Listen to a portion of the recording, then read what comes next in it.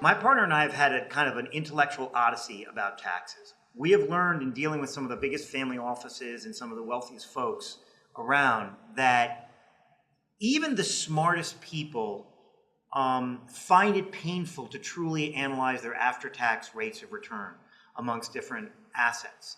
And even the smartest, for example, again, this Puerto Rico building I'm buying.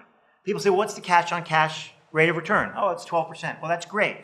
But the real question is, what's the depreciation that you can run against that and so on, and what is the after-tax cash-on-cash rate of return? And it is my observation, and I'm not sort of painting everything with a broad brush, but it is my observation that wealthy family offices, wealthy people in general, tend to think about returns on a pre-tax basis too much. And we ran a model recently where we assumed, it wasn't my idea, it was my partner's idea. My partner's smart as a whip and thinks about these issues well before I do, but I sort of tag along intellectually. And he ran a model where he assumed 12% private equity returns with 5-year turnovers and long-term capital gains rate. He then took the index, assumed 8%, 2% from dividends, and assumed a 35-year hold. And we're massaging this model in 1,000 different ways because it's subject to so many inputs.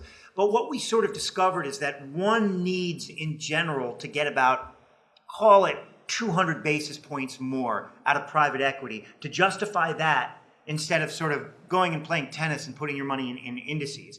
And I would suggest to anyone in this room that is the steward of anybody else's assets, or even more frighteningly so, their own, to spend an enormous amount of time obsessing on after-tax returns, because pre-tax returns amongst all the brilliant Harvard and Yale grads running other people's money, there's an incredible sameness, as you were saying. Everybody went to the same schools. They have the same. They said they give you the same spiel when they sell their assets, and they actually go believe their own Quakers. spiel.